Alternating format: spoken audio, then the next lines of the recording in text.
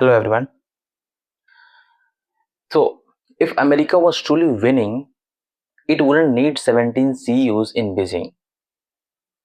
Trump just landed in Beijing with some of the most powerful corporate leaders in America. Tim Cook, Elon Musk, Larry Fink, Jamie Dimon, executives from Boeing, Meta, JP Morgan, and more. And immediately, the internet exploded with one narrative. China is showing strength. America is showing strength. But I think people are missing what this actually signals. Because if the United States was truly dominating economically, if tariffs and pressure campaigns had fully worked, then why bring America's biggest CEOs in the room at all? Why turn a diplomatic summit into something that looks between halfway between a trade mission and a corporate board meeting? To me, this visit says something much bigger. The world's two largest powers are far more dependent on each other than either side publicly admits. And that changes how we should look at the entire Beijing meeting. Why are CEO delegations matter? Normally, when President travels for high-level diplomatic meetings, they bring diplomats, intelligence officials, military advisors, national security teams. But this delegation was different. This time, the CEO themselves became part of the message. That matters because corporations like Apple, Tesla, BlackRock, JP Morgan, and Boeing are not just companies anymore. They are strategic assets. Apple influences global supply chain. Tesla shapes EV market and battery infrastructure. BlackRock controls trillions in capital. JP Morgan influences global finance. Boeing affects aerospace and defense relationships. These companies represent economic influence at a scale that rival even governments. So when they travel together with a president to Beijing, it signals that economics is now deeply tied to geopolitics. This is no longer just about ideology or military competition.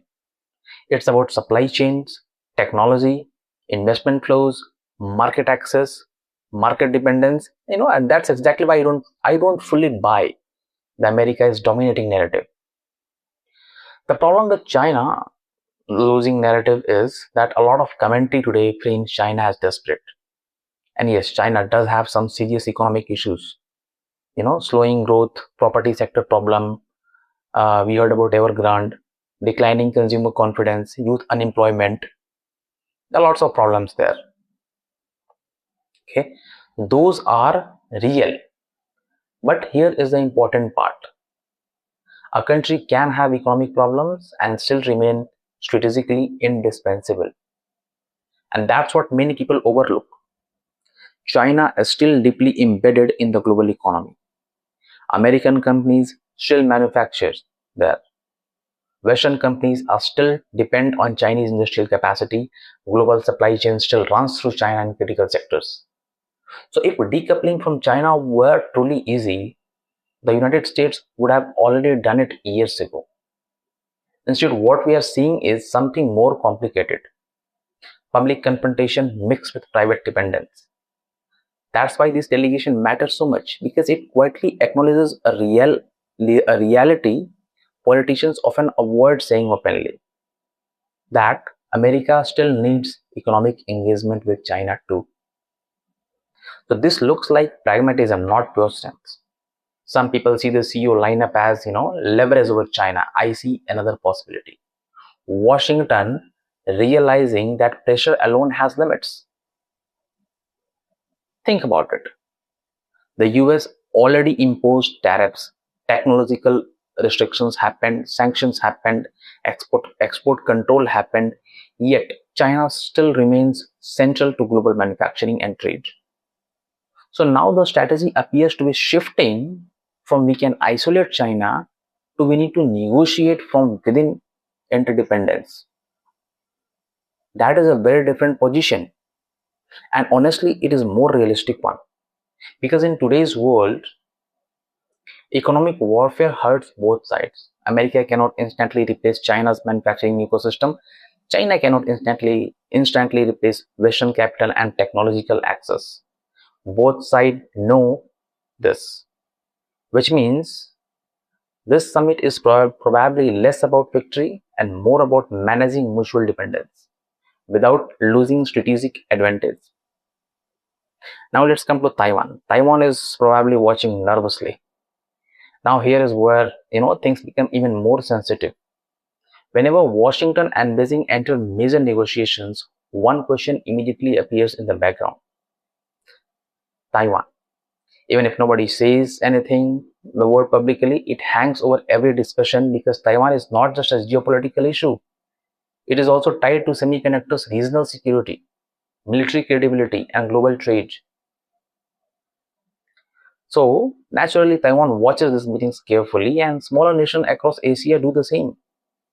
Because whenever superpowers negotiate privately, allies start wondering what compromises might happen behind closed doors.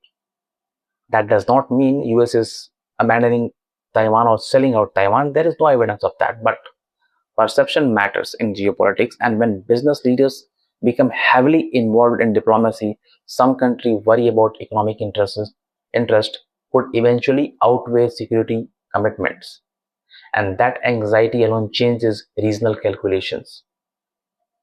The bigger reality nobody wants to admit here is that the uncomfortable truth. The United States and China are competitors, but they are also economically trapped together. Neither side can fully detach without massive costs.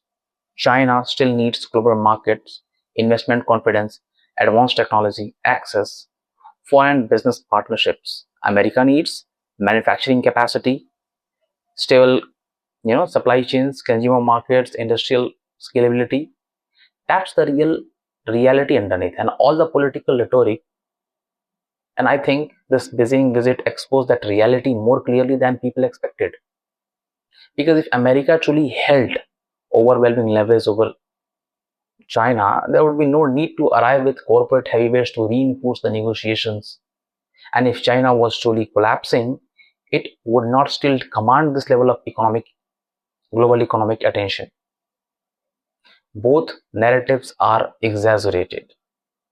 What we are actually witnessing is two global giants trying to manage a rivalry while remaining deeply dependent on each other economically.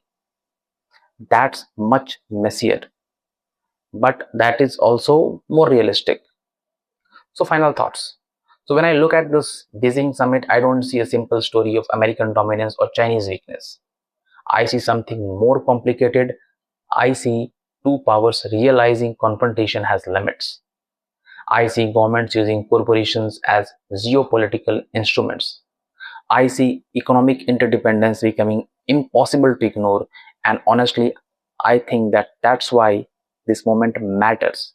Not because of the headlines, not because of the photo ops, not because of dramatic internet narratives, but because it quietly reveals how the world actually works now. Military powers still matters, politics still matters, but increasingly global influence also runs through CEOs, supply chains, semiconductor factories, investments, networks, and corporate infrastructure. That's the real story behind Beijing, and whether people want to admit it or not, both America and China are negotiating from a position of mutual dependence, not total control. So what do you think? Does this visit shows America's strength, or does it reveal that both sides need each other more than they publicly admit? Let me know in the comments.